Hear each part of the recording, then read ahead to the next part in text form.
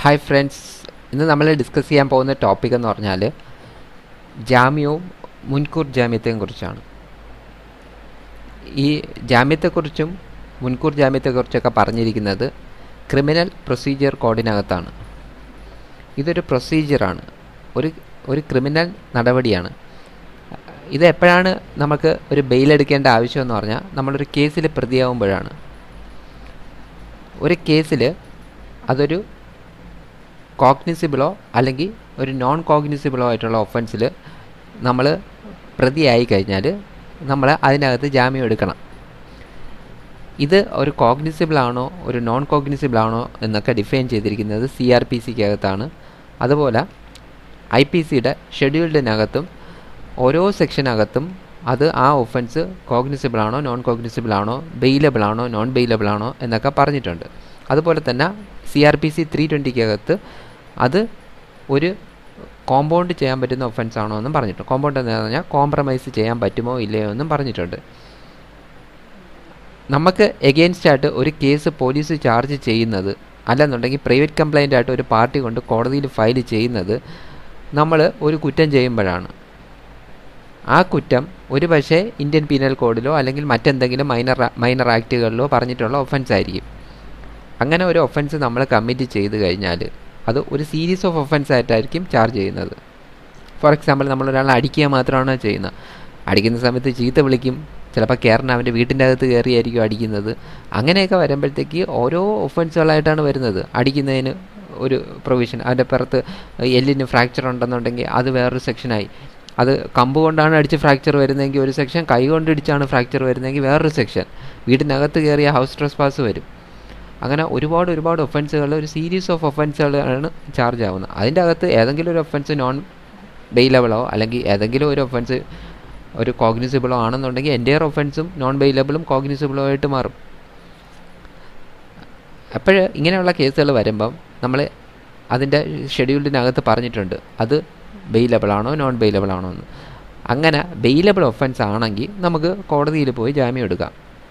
പക്ഷേ അതൊരു non bailable offence ആണെങ്കിലോ, ചില ബെയിലബിൾ ഒഫൻസുകൾ നമുക്ക് കോടതിയിൽ പോകേണ്ട ആവശ്യമില്ല. പ്രത്യേകിച്ച് മോട്ടോർ വെഹിക്കിൾ ആക്സിഡൻറ്റുകൾ, ഇപ്പോൾ 304 നമ്മുടെ വണ്ടി ഇടിച്ച് ഒരാൾ മരണപ്പെട്ടു പോയാലും നമ്മൾ പോലീസ് സ്റ്റേഷനിൽ കോടതിയിലോട്ട് പോകേണ്ട ആവശ്യം ആദ്യ ഘട്ടത്തിലില്ല.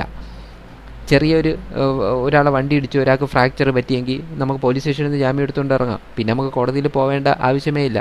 പിന്നെ എപ്പോഴെങ്കിലും ഒരു സമൻസ് വരുമ്പോഴത്തേക്ക് നമുക്ക് പേരെ ഒരു വക്കീലിൻ്റെ കൊടുത്ത് അടപ്പിക്കാം. നമുക്ക് വേണമെങ്കിൽ പോയി അടയ്ക്കാം. എന്നാലും പിന്നെ അവിടെ വലിയ നടപടിയൊന്നുമില്ല. 304A ആണെങ്കിൽ പോലും നമ്മൾ പോലീസ് സ്റ്റേഷനിൽ നിന്ന് ജാമ്യം എടുത്തുകൊണ്ട് പോയാൽ പിന്നെ സമൻസ് വരുമ്പോൾ പിന്നെ കോടതിയിൽ പോയി ഒരു ബെയിലെടുത്താൽ മതി. അതെപ്പോഴെങ്കിലും എടുത്താൽ മതി. അതൊന്നും അത്ര ഒരു സീരിയസ് ആയിട്ടുള്ള ഒരു നേച്ചറിലുള്ള ഒരു ക്രൈം ഒന്നും അല്ല, ഒരു ബെയിലബിൾ ഒഫൻസ് ഒന്നും. അതൊക്കെ പറയുന്ന 436 പറയുന്നത്. 436 CRPCക്കകത്താണ് പറയുന്നത്. വളരെ സിമ്പിളായിട്ടുള്ള കാര്യങ്ങളാണ്, ജാമ്യം കിട്ടുന്നതാണ്, ഒക്കെയാണ്. പക്ഷേ ഒരു ഒഫൻസ് നോൺ ബെയിലബിൾ ആണെങ്കിലോ നമ്മൾ കോടതിയിൽ പോയി ബെയിലെടുക്കണം. അപ്പം അതിന് മുമ്പ് ആർഗ്യുമെൻ്റൊക്കെ നടത്തണം. കോടതിയിൽ വക്കീൽ കാര്യങ്ങളൊക്കെ പറഞ്ഞ് ആ ജഡ്ജിനെ കൺവിൻസ് ചെയ്താൽ, മജിസ്ട്രേറ്റിനെ കൺവിൻസ് ചെയ്താൽ മാത്രമേ നമുക്കത് ജാമ്യം കിട്ടത്തുള്ളൂ. അപ്പോഴത്തേക്ക് അതൊരു നോൺ ബെയിലബിൾ ഒഫൻസ് ആണെങ്കിൽ മജിസ്ട്രേറ്റിന് 2 ഓപ്ഷനുണ്ട്. ഒന്നുകിൽ നിങ്ങൾക്ക് ജാമ്യം തന്നു വിടാം, അല്ലാന്നുണ്ടെങ്കിൽ നിങ്ങളെ റിമാൻഡ് ചെയ്ത് ജുഡീഷ്യൽ കസ്റ്റഡിയിലോട്ട് ജയിലിലോട്ട് അടയ്ക്കാം. ഈ 2 ഓപ്ഷനാണ് മജിസ്ട്രേറ്റിൻ്റെ കയ്യിലുള്ളത്. അപ്പം വലിയ ഒഫൻസുകളാണെങ്കിൽ ഉറപ്പായിട്ടും പിന്നെ ഒരു വാദമോ ഒന്നുമില്ല, നമ്മൾ ജയിലിനകത്തോട്ട് പോയിരിക്കും. നമ്മളൊരു കേസിനകത്ത് പ്രതിയായിട്ട് നമ്മൾ ഇൻവോൾവ് ആവാൻ സാധ്യത ഉണ്ടെന്ന് നമുക്ക് ബോധ്യപ്പെട്ടാൽ നമുക്ക് ആദ്യം ചെയ്യാൻ പറ്റുന്ന ഒരു കാര്യം എന്ന് പറയുന്നതാണ് ഈ ആൻറ്റിസിപ്പേറ്ററി ബെയിൽ എന്ന് പറയും. അതിനെ പറയുന്ന പേരാണ് മുൻകൂർ ജാമ്യം. ഒരു FIR രജിസ്റ്റർ ചെയ്തു, നമ്മുടെ പേര് അതിൻ്റെ അകത്തുണ്ട് എന്ന് വെച്ചോ, നമുക്ക് ഉടൻ തന്നെ കോടതി അപ്രോച്ച് ചെയ്ത് നമുക്കൊരു മുൻകൂർ ജാമ്യത്തിന് അപേക്ഷിക്കുമ്പോൾ കോടതി 2 ഓർഡറാണ് തരുന്നത്. അത് ഏത് കോടതിയിലാണ് നമ്മൾ പോവേണ്ടത്? അത് ഒന്നുകിൽ സെഷൻസ് കോടതിയിലോ അല്ലെങ്കിൽ ഹൈക്കോടതിയിലോട്ടോ പോകണം. ഈ 2 കോടതിക്കും റൈറ്റ് ഉണ്ട്. 2 കോടതിക്കും ഒരേപോലെയാണ്. നമുക്ക് ഏത് കോടതിയിൽ വേണോ പോവാം. അതിന് ഇന്ന കോടതിയിൽ പോകണമെന്ന് പ്രത്യേകിച്ച് തടസ്സമൊന്നുമില്ല. പക്ഷേ ആ കോടതിയിൽ ചെല്ലുമ്പോൾ കോടതി ഈ ജാമ്യം കേട്ട ശേഷം, ബെയിൽ ആപ്ലിക്കേഷൻ കേട്ട ശേഷം കോടതി ഒരു ഉത്തരവ് തരും. ഒന്നുകിൽ അത് അലോ ചെയ്യും, എന്നിട്ട് പറയും ലോവർ കോടതിയിൽ പോയി ഏത് കോടതിയിലാണോ ഈ കേസ് കിടക്കുന്ന, മജിസ്ട്രേറ്റ് കോടതിയിലായിരിക്കും ഭൂരിഭാഗം കേസുകൾ. അല്ല സ്പെഷ്യൽ ആക്റ്റുകളിലുള്ള കേസുകളൊക്കെ ആണെന്നുണ്ടെങ്കിൽ സ്പെഷ്യൽ കോർട്ടിലായിരിക്കും. അപ്പോൾ ഭൂരിഭാഗവും മജിസ്ട്രേറ്റ് കോടതി. അപ്പോൾ ആ കോടതിയിൽ പോയി സറണ്ടർ ചെയ്ത് 2 ഷൂട്ടീസിനെ കൊണ്ട് ജാമ്യം എടുക്കാനായിരിക്കും കോടതിയുടെ ഓർഡർ. അതാണ് ആൻറ്റിസിപ്പേറ്ററി ഗ്രാൻറ്റ് ചെയ്യുന്നത്. ആൻറ്റിസിപ്പേറ്ററി റിജക്റ്റ് ചെയ്യുമ്പം അവരെങ്ങനെയാണ് പറയുന്നത്? കോടതിയിൽ പോവുകയും ഒരു ലോവർ കോടതിയിൽ പോവുകയും അവിടെ പോയിട്ട് ബെയിൽ ആപ്ലിക്കേഷൻ നോർമലി ഫയൽ ചെയ്യുകയും അത് കോടതിക്ക് ആ കോടതിയുടെ ഡിസ്ക്രിപ്ഷനോടുകൂടി ഗ്രാൻറ്റ് ചെയ്യാമെന്നാണ് ഭൂരിഭാഗം ആൻറ്റിസിപ്പേറ്ററി ബെയിൽ എഴുതുന്നത്. അത് ഒരിക്കലും ഡിസ്മിസ്ഡ് എന്ന് ചിലപ്പം എഴുതിയെന്ന് വരത്തില്ല. ഇങ്ങനെയാണ് പറയുന്നത്. നിങ്ങൾക്ക് കോടതിയിൽ പോയി സറണ്ടർ ചെയ്യുകയും അവിടെ ബെയിൽ ആപ്ലിക്കേഷൻ ഫയൽ ചെയ്യുകയും അവിടെ മജിസ്ട്രേറ്റിന് അവരുടെ ഇഷ്ടമുള്ള ഡിസ്ക്രിപ്ഷനിൽ ബെയിൽ ഗ്രാൻറ്റ് ചെയ്യുകയോ ഗ്രാൻറ്റ് ചെയ്യാതിരിക്കുകയോ ചെയ്യാം എന്നാണ് കൊടുക്കുന്നത്. അതൊരു റിജക്റ്റ് ചെയ്തതിന് തുല്യമാണ് ഒരു ആൻറ്റിസിപ്പേറ്ററി ബെയിൽ. ഇതാണ് ആൻറ്റിസിപ്പേറ്ററി ബെയിൽ. ആൻറ്റിസിപ്പേറ്ററി ബെയിലിൻ്റെ മെയിൻ ഉദ്ദേശം എന്ന് പറഞ്ഞാൽ ഒരു അവസരം കൊടുക്കുന്നതാണ്. ഒരാൾക്ക് ഒരു അവസരം കൂടി കിട്ടും. അത് അവിടെ ഹയർ കോടതി, നമ്മൾ ലോവർ കോടതിയിൽ നോൺ ബെയിലബിൾ എന്ന് കണ്ടാൽ ഇപ്പോൾ ചില കേസുകൾ ഇപ്പോൾ ഒരു 420 ഒഫൻസ് ആണെന്ന് വെച്ചോ, ഒരു ചീറ്റിംഗ് ഒഫൻസ്, ചെറിയൊരു എമൗണ്ടാണ് നമ്മൾ ചീറ്റ് ചെയ്തിട്ടുള്ളൂ, 20,000 രൂപ ചീറ്റ് ചെയ്തിട്ടുള്ളതെന്ന് വെച്ചോ. പക്ഷേ മജിസ്ട്രേറ്റിൻ്റെ മുമ്പ് നമ്മൾ ചെല്ലുമ്പോഴത്തേക്ക് ചില മജിസ്ട്രേറ്റുമാർ വളരെ കുഞ്ഞായിട്ടുള്ള ഒരു പ്രാക്ടീസ് ഉള്ളവരാണ് മജിസ്ട്രേറ്റന്മാർ. അവർക്ക് വലിയ പ്രാക്ടീസിങ് എക്സ്പീരിയൻസോ ഒന്നും കാണത്തില്ല. അവർ ഈ നോൺ ബെയിലബിൾ എന്നുള്ളൊരു കാറ്റഗറി കണ്ടാൽ ഉടൻ തന്നെ പിടിച്ചങ്ങ് റിമാൻഡ് ചെയ്യും. പക്ഷേ നമുക്കറിയാം അത് പോയി കഴിഞ്ഞാൽ റിമാൻഡ് ചെയ്യപ്പെടും. അങ്ങനെ വരുമ്പോഴാണ് നമ്മൾ ആൻറ്റിസിപ്പേറ്ററി ബെയിലിലോട്ട് പോകുന്നത്. ആൻറ്റിസിപ്പേറ്ററി ബെയിലിൽ പോകുമ്പോൾ ഹയർ കോടതി ആകുമ്പോൾ വലിയ ജഡ്ജിമാരാണ്. അവർ നോക്കുമ്പോൾ 20,000 കേസുള്ളൂ. ചിലപ്പോൾ കോടതി എന്തെങ്കിലുമൊക്കെ പറയും, ഒരു 20,000 രൂപ കോടതിയിൽ കെട്ടിവെക്കാൻ പറയും. കെട്ടിവെച്ചിട്ട് നിങ്ങൾ ബെയിലിന് വേണ്ടി അപേക്ഷിക്കാൻ എന്തെങ്കിലും ഒരു ഓർഡർ തരും അവർ. പക്ഷേ നമുക്കൊരു ഓപ്ഷനുണ്ട്, നമുക്ക് രക്ഷപ്പെടാനായിട്ട്, ജാമ്യം കിട്ടാനായിട്ട്. മറ്റേ മജിസ്ട്രേറ്റിൻ്റെ മുമ്പ് ചെന്ന് കഴിഞ്ഞാൽ ഒരു ഓപ്ഷനും കാണത്തില്ല, അവർ നമ്മളെ റിമാൻഡ് ചെയ്ത് കളയും. അതുകൊണ്ടാണ് നമ്മൾ ഡയറക്റ്റായിട്ട് ആൻറ്റിസിപ്പേറ്ററി ബെയിൽ ഫയൽ ചെയ്യേണ്ട ആവശ്യം. പക്ഷേ ഒരു 302 കൊലക്കേസ് കമ്മിറ്റി അത് വാളുമായി നിൽക്കുകയാണ് കൊന്നതിന് ശേഷം. അവർക്ക് ആൻറ്റിസിപ്പേറ്ററി ചെയ്തിട്ട് ഒരു കാര്യമില്ല, അവർക്ക് ജാമ്യം കിട്ടത്തില്ല. അതുകൊണ്ട് വലിയ വലിയ ഒഫൻസുകളിൽ ആൻറ്റിസിപ്പേറ്ററി ബെയിൽ പോകുന്നത് കൊണ്ട് പ്രത്യേകിച്ച് ഉപയോഗങ്ങളൊന്നുമില്ല. നമ്മൾ ആൻറ്റിസിപ്പേറ്ററി പോവേണ്ട എപ്പോഴെന്ന് വെച്ച് കഴിഞ്ഞാൽ അത് ചെറിയൊരു ഒഫൻസാണ്, പക്ഷേ നോൺ ബെയിലബിൾ ആണ് എങ്കിൽ, അല്ലെങ്കിൽ നമ്മളൊരു ഒഫൻസ് കമ്മിറ്റ് ചെയ്തിട്ടില്ല, പക്ഷേ നമ്മളെ പിടിച്ച് നിർബന്ധമായിട്ടും പ്രതിയാക്കി നമുക്കത് കമ്മിറ്റ് ചെയ്തിട്ടില്ല എന്ന് പ്രൂവ് ചെയ്യാനുള്ള പ്രൈമാ ഫേഷ്യേ എല്ലാ ഡോക്യുമെൻറ്റ്സും നമ്മളെ കയ്യിലുണ്ടെങ്കിൽ നമുക്ക് ധൈര്യമായിട്ട് ആൻറ്റിസിപ്പേറ്ററി ഫയൽ ചെയ്യാം. നമുക്കത് കൺവിൻസ് ചെയ്യിക്കാൻ കോടതി. അങ്ങനെയൊക്കെയുള്ള സമയങ്ങളിൽ മാത്രമേ ആൻറ്റിസിപ്പേറ്ററി ബെയിൽ കൊണ്ട് ഉപയോഗമുള്ളൂ. അതല്ലാതെ വേറെ ഉപയോഗമൊന്നും ആൻറ്റിസിപ്പേറ്ററി കൊണ്ടില്ല. നമുക്ക് കൃത്യമായി ഒരു ജസ്റ്റിഫൈ ചെയ്യാൻ പറ്റുന്ന ഒരു റീസൺ ഉണ്ടെങ്കിൽ മാത്രമേ ആൻറ്റിസിപ്പേറ്ററി പോയിട്ട് കാര്യമുള്ളൂ. ആൻറ്റിസിപ്പേറ്ററി ബെയിൽ അല്ലാതെ ഒരു ഉപയോഗമില്ല. പിന്നെ അത് നമ്മുടെ ബെയിൽ ആപ്ലിക്കേഷൻ എന്ന് പറയുന്നത് 436 ബെയിൽ ആപ്ലിക്കേഷനും 437 ബെയിൽ ആപ്ലിക്കേഷനുമാണ്. പിന്നെ ഉള്ള 439 ബെയിൽ ആപ്ലിക്കേഷനാണ്. ഈ ബെയിൽ ആപ്ലിക്കേഷൻ എന്ന് പറഞ്ഞാൽ സെഷൻസ് കോടതിക്കും ഹൈക്കോടതിക്കുമുള്ള ഒരു റൈറ്റാണ് റിഗാർഡിങ് ബെയിൽ. അതായത് നമ്മുടെ ബെയിലിൻ്റെ മജിസ്ട്രേറ്റ് പാസ്സാക്കുന്ന ബെയിലിൻ്റെ അപ്പീലായിരിക്കും. അത് അപ്പീലെന്നല്ല തന്നെ പറയുന്ന ബെയിൽ ആപ്ലിക്കേഷൻ റിജക്റ്റ് ചെയ്ത ഓർഡർ വാങ്ങിച്ചുകൊണ്ട് അവർക്ക് എന്ത് ചെയ്യാം, സെഷൻസ് കോടതിയിൽ കൊണ്ടുവന്നൊരു ബെയിൽ ആപ്ലിക്കേഷൻ ഫയൽ ചെയ്യാം, അല്ലെങ്കിൽ ഹൈക്കോടതിയിൽ ഫയൽ ചെയ്യാം. ഈ 439 പ്രകാരം അതൊരു അപ്പീലല്ല, പക്ഷേ ആ ഡിസ്മിസ് ചെയ്തതിൻ്റെ ഓർഡറും കൂടെ വാങ്ങിച്ചുകൊണ്ട് വേണം പോകാനുള്ളത്. അതും കൂടെ കൊണ്ടുപോയിട്ട് ആ ഓർഡറിന് മേൽ ഒരു അപ്ഗ്രഡേഷൻ എന്ന് വേണമെങ്കിൽ പറയാം. അങ്ങനെ അവർക്ക് ഗ്രാൻഡ് ചെയ്യും. ഇപ്പോൾ ഫോർ എക്സാമ്പിൾ ഒരു കേസിനകത്ത് ഒരാൾ ശിക്ഷിച്ചു, ഒരു റേപ്പ് കേസിനകത്ത് പ്രതിയെ ശിക്ഷിച്ചു. നമുക്ക് എന്താണെന്നാലും ഇവിടെ നിന്ന് കിട്ടത്തില്ല. മജിസ്ട്രേറ്റ് കോടതി ഒരിക്കലും 376 ബെയിൽ ഗ്രാൻഡ് ചെയ്യുന്നതിന് തടസ്സമൊന്നുമില്ല. പക്ഷേ ബെയിൽ അവർ ഗ്രാൻഡ് ചെയ്യാറില്ല. നമുക്കറിയാം ഇത് ഇവിടെ നിന്ന് മജിസ്ട്രേറ്റ് കോടതിയിൽ നിന്ന് ഈ പരിപാടി ഇപ്പം നടക്കത്തില്ല.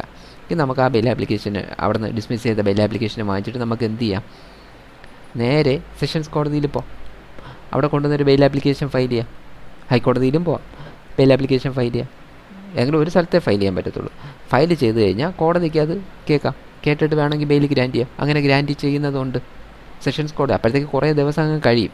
കാരണം സെഷൻസ് കോടതി ബെയിൽ ആപ്ലിക്കേഷൻ കേൾക്കുന്നതിന് ഒരുപാട് കാര്യങ്ങളുണ്ട്. ഈ CD എന്ന് പറയും, പോലീസിൻ്റെ റെക്കോർഡ്സാണ്. അതൊക്കെ അവർ വരുത്തിച്ചതിന് ശേഷം, അതൊക്കെ കണ്ട് ബോധ്യപ്പെട്ടതിന് ശേഷമേ അവർ ബെയിൽ ഗ്രാൻഡ് ചെയ്യും. അതിനൊക്കെ കുറച്ച് സമയം പിടിക്കും. പെട്ടെന്ന് ഒരു ദിവസം കൊണ്ട് അത് നടക്കത്തില്ല. ബെയിൽ ആപ്ലിക്കേഷൻ ഫയൽ ചെയ്താൽ ചിലപ്പോൾ ഒരു 4, 5, 6, 7 ദിവസം കഴിഞ്ഞിട്ടായിരിക്കും ഇത് കേൾക്കുന്നത്, സെഷൻസ് കോടതി ഹൈക്കോടതിയൊക്കെ. അപ്പോൾ അത് കഴിഞ്ഞതിന് ശേഷം മാത്രമേ ജാമ്യം ഒരു ഗ്രാൻഡ് ചെയ്യത്തുള്ളൂ. അപ്പോഴത്തേക്ക് ഏകദേശം ഒരു ജാമ്യം കിട്ടേണ്ട ഒരു സമയമായി വരും.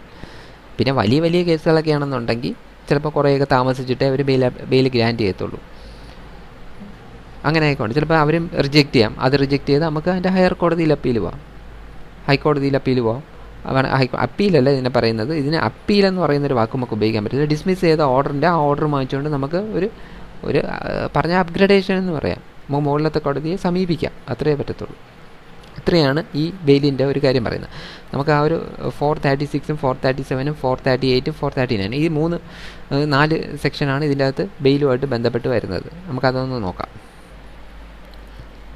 നമ്മൾ 436 ആണ് പറയുന്നത്. ഇതൊരു ബെയിലബിൾ ഒഫൻസ് ആണ്. In what cases bail to be taken when any person other than a person accused of a non-bailable offence is arrested or detained without warrant by a police officer in charge of a police station or appears or is brought before a court and is prepared at any time while in the custody of such officer or at any stage of proceeding before such a court to give bail, such a person shall be released on bail, provided that such officer or court, if he or it thinks fit, may, instead of taking bail from such a person, discharge him on executing a bond without sureties for his appearance as hereinafter provided further that nothing in section shall be deemed to affect the provisions of subclause 3 of 116 or 446A. No, and clause 2 ൽ പറയുന്ന notwithstanding anything contained in subsection 1 where a person has failed to comply with the conditions of the bail bond as regards the time and place of attendance, the court may refuse to release him on bail.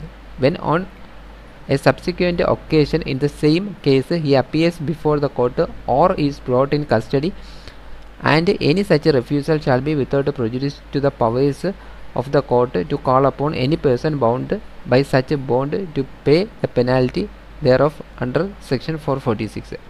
ഇതിനകത്ത് പറയുന്നതെന്ന് വെച്ചാൽ ഈ bailable ഒഫൻസിലാണെന്നുണ്ടെങ്കിൽ ഒരു അക്യൂസ്ഡിൻ്റെ റൈറ്റാണ് അവർക്ക് കോടതിയെ സമീപിക്കാനും ജാമ്യം എടുക്കുകയും ചെയ്യാം. പക്ഷേ കോടതിക്ക് ജാമ്യം റെഫ്യൂസ് ചെയ്യാം. എപ്പോഴെന്ന് വെച്ചാൽ അവർ കണ്ടീഷൻ പറഞ്ഞിട്ടുണ്ടെങ്കിൽ ആ കണ്ടീഷൻ പാലിക്കാൻ തയ്യാറല്ലെങ്കിൽ, ഇപ്പോൾ ഒരു ഷുവർട്ടീസിനെ ഹാജരാക്കണമെന്ന് പറഞ്ഞു, അപ്പോൾ പ്രതി പറയണം എനിക്ക് ഹാജരാക്കാൻ പറ്റത്തില്ല എന്ന് പറയുന്നു, കോടതിക്ക് റിമാൻഡ് ചെയ്യാം. അതുപോലെ തന്നെ ഇവ ഒരു സീരീസ് ഓഫ് കൺവിക്ഷൻ ചെയ്യുന്നവനാണ്. ഈ ബെയിലബിൾ ഒഫൻസ് തന്നെ ഒരേ തരത്തിലുള്ള ഒഫൻസുകൾ അവൻ സ്ഥിരമായി കണ്ടിന്യൂസ് ആയിട്ട് കമ്മിറ്റ് ചെയ്യുന്നവനാണ് എന്നുണ്ടെങ്കിൽ കോടതിക്ക് അവനെ പിടിച്ച് റിമാൻഡ് ചെയ്യാം, അത് തടസ്സമൊന്നുമില്ല. അപ്പോൾ ഇങ്ങനെയുള്ള സാഹചര്യങ്ങളിൽ കോടതിക്ക് അവനെ ജാമ്യത്തിൽ വിടാതിരിക്കാനും പറ്റും ബെയിലബിൾ ഒഫൻസ്. പക്ഷേ നോർമൽ കേസിൽ അതൊരു bail is a matter of right ആണ് 436 ബെയിൽ ആപ്ലിക്കേഷൻ. പിന്നെ 437, ഈ 437 എന്ന് പറഞ്ഞാൽ when bail may be taken in case of a non bailable offence, അതായത് ജാമ്യം കിട്ടുന്നത്. ഈ നോൺ ബെയിലബിൾ എന്നൊക്കെ പറയുന്നത് നമ്മൾ ഈ IPCയുടെ ഷെഡ്യൂളിനകത്ത് പറഞ്ഞിട്ടുണ്ട്. When any person accused of or suspected of the commission of any non-bailable offence is arrested or detained without warrant by an officer in charge of a police station or appears is brought before the court other than the High Court or Sessions, he may be released on bail, but such a person shall not be released if there appears reasonable grounds of believing that he has been guilty of an offence punishable with death or imprisonment for life.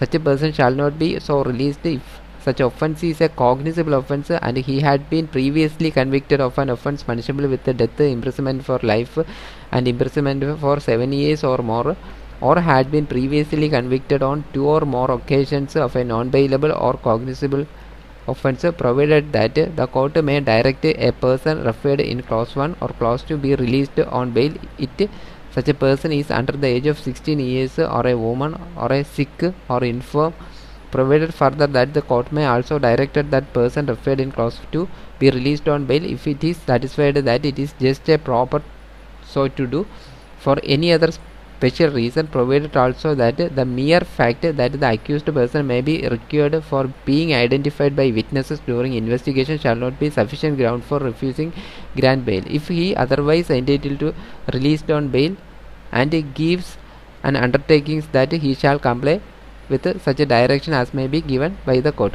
ഇതിനകത്ത് പറയുന്നതെന്ന് വെച്ചാൽ ഇതിനകത്ത് ഇനിയും ഒരുപാട് കാര്യങ്ങൾ പറയുന്നുണ്ട്. നമ്മൾ പറയുകയാണെങ്കിൽ ഇത് മൊത്തം വായിക്കേണ്ടി വരും. അപ്പോൾ ഇതിനകത്ത് പറയുന്നതെന്ന് വെച്ച് കഴിഞ്ഞാൽ നമ്മൾ കോടതിക്ക് ഒരു ഒഫൻസ് കമ്മിറ്റ് ചെയ്ത് കോടതി കൊണ്ട് ഹാജരാക്കിയ ബെയിൽ ഗ്രാൻറ്റ് ചെയ്യുന്നതിന് തടസ്സമില്ല. പക്ഷേ ബെയിൽ ഗ്രാൻറ്റ് ചെയ്തില്ല. എപ്പോഴെന്ന് വെച്ചാൽ അദ്ദേഹം ഒരു സീരിയസ് ആയിട്ടുള്ള ഒരു ഒഫൻസ് കമ്മിറ്റ് ചെയ്തിട്ടുണ്ടെങ്കിൽ അയാൾ ജാമ്യത്തിൽ വിടാം. പക്ഷേ അയാളൊരു സിക്കോ ഇൻഫോം ആയിട്ടുള്ള ആളോ അയാളൊരു HIV പേഷ്യൻ്റാണ്, അങ്ങനെയൊക്കെ ഉള്ള ഒരാളൊക്കെയാണെന്നുണ്ടെങ്കിൽ കോടതിക്ക് അങ്ങ് ജാമ്യത്തിൽ വിടാം. കാരണം ഇത് അവിടെ പോയി കിടന്നു കഴിഞ്ഞാൽ അത് ജയിലിലുള്ള ബാക്കിയുള്ളവർക്കും കൂടി അസുഖം കിട്ടും. പിന്നെ ഇതിൻ്റെ അകത്ത് പറഞ്ഞിട്ടുണ്ട് സ്ത്രീകളെ കുട്ടികളെയൊക്കെ എന്ന് പറയുന്നുണ്ട്. ഇപ്പോൾ സ്ത്രീകളൊക്കെ ആണെന്നുണ്ടെങ്കിൽ അവർ വലിയ ഒഫൻസാണ് കമ്മിറ്റ് ചെയ്തെങ്കിൽ അവർ ബെയിലിൽ വിടണമെന്നാണ് ഇതിൽ പറഞ്ഞത്. പക്ഷേ ബെയിലിൽ വിടുകയൊന്നുമില്ല. അവരെയൊക്കെ സ്ത്രീകൾക്ക് പ്രത്യേക ജയിലുണ്ട്, അതിലോട്ടയക്കും. അങ്ങനെയാണ് ചെയ്യുന്നത്. അപ്പോൾ ഈ ജാമ്യത്തിൻ്റെ കാര്യത്തിൽ പറയുന്നതെങ്കിൽ പിന്നെ അതുപോലെ ഇവർ നോൺ ബെയിലബിൾ ഒഫൻസ് കണ്ടിന്യൂസ് ആയിട്ട് കമ്മിറ്റ് ചെയ്യണമെന്നുണ്ടെങ്കിൽ അവർ even in case bailable offence ആണെങ്കിൽ പോലും അവർ കണ്ടിന്യൂസ് ആയിട്ട് ഒഫൻസ് കമ്മിറ്റ് ചെയ്യുന്നുണ്ടെങ്കിൽ, ഒരു non cognizable offence and cognizable offence commit ചെയ്യുന്നുണ്ടെങ്കിൽ, എന്തരായിരുന്നല്ലോ ഒരു ഒഫൻസുകൾ സീരിയസ് ആയിട്ട് ഒരു കണ്ടിന്യൂ ചെയ്ത് പോകുന്നത് കോടതിക്ക് പിടിച്ച് റിമാൻഡ് ചെയ്യാം, അകത്തിടാം. അതുപോലെ തന്നെ ഒരു ഇൻവെസ്റ്റിഗേഷൻ നടക്കുന്നു, പലപ്പോഴും പറയുന്നതാണ് പോലീസിന് ഇൻവെസ്റ്റിഗേഷൻ വേണം, ആളെ കിട്ടണം. ആ ഒരു റീസൺ പറഞ്ഞുകൊണ്ട് ഒരാളെ പിടിച്ച് ജയിലിടാൻ പാടില്ല. എല്ലാ തവണയും പറയുന്നതാണ് പോലീസിന് കസ്റ്റഡി കിട്ടണം, അവിടെ കൊണ്ടുവന്ന് ഇൻവെസ്റ്റിഗേഷൻ നടത്തണം, അതിന് 2 ദിവസം കസ്റ്റഡി വേണം എന്ന് പറഞ്ഞാൽ ആ റീസൺ പറഞ്ഞ് അവനെ പിടിച്ച് ജയിലിടാൻ പാടില്ല. അവന് ബെയിൽ കൊടുക്കണമെങ്കിൽ ബെയിൽ കൊടുക്കണം. അതാണ് ഇതിൻ്റെ അകത്ത് പറയുന്നത്. അതുപോലെ തന്നെ പറഞ്ഞിട്ട് നമ്മൾ ചാർജ് കൊടുത്തില്ല എന്നുണ്ടെങ്കിൽ ഇതിൻ്റെ അകത്ത് പറയുന്നുണ്ട് ഈ നമ്മുടെ ചില ഒഫൻസുകളിൽ ചാർജ് കൊടുത്തില്ലെങ്കിൽ 60 ദിവസവും, ചില ഒഫൻസുകളിൽ ചാർജ് കൊടുത്തില്ലെങ്കിൽ 90 ദിവസവും. അതായത് 10 വർഷത്തിന് മുകളിലുള്ള ഒഫൻസുള്ള പണിഷ്മെൻറ്റ് കിട്ടുന്ന ഒഫൻസാണ് ചാർജ് ചെയ്യുന്നത്. ഇപ്പോൾ 302 ആണ് ചാർജ് ചെയ്തിരിക്കുന്നതെങ്കിൽ 90 ദിവസത്തിനകം പോലീസ് ചാർജ് കൊടുത്തിരിക്കണം.